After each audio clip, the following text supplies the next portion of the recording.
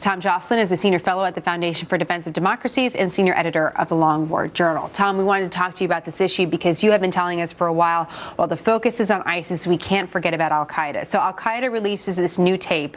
Why? Well, Zawahiri has a number of reasons for releasing the new tape, but one of them is that he basically wants parts of ISIS that don't really want to fight their jihadi brethren to come together against their common enemies. And remember, ISIS originally was part of al-Qaeda, and basically a leadership dispute led to ISIS going its own way. But there's still probably cadres in ISIS that don't want to fight al-Qaeda. They don't want to fight their fellow jihadis. They want to basically unite against their common enemies. That's probably a big part of the reason why Zawahiri released this audio message. What do you think is the most significant part of the message that our viewers should know about?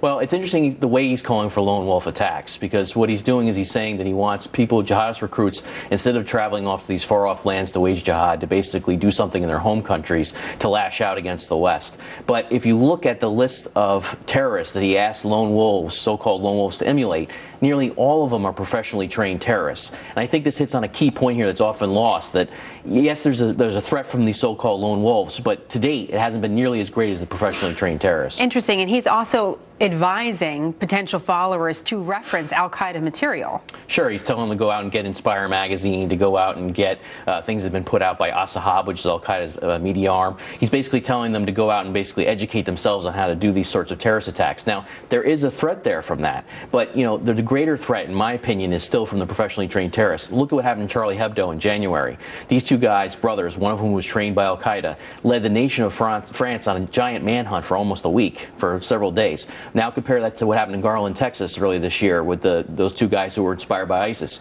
They were taken out quickly by local security forces.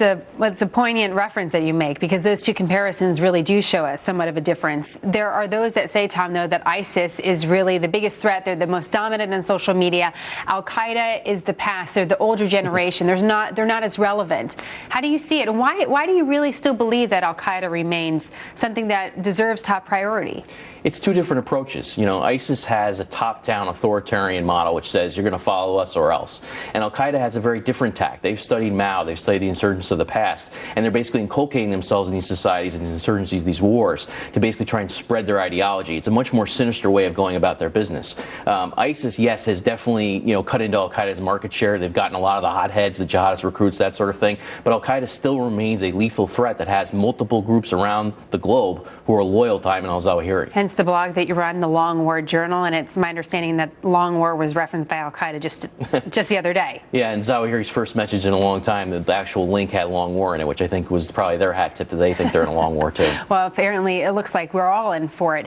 Let me ask you, this is a little bit of a separate conversation, but as we're talking about the Iran deal, we expect it to get a lot of focus in the debate tomorrow. There was an editorial in the Wall Street Journal today that referenced yet again al-Qaeda's connection to Iran and what we've learned from the bin Laden papers.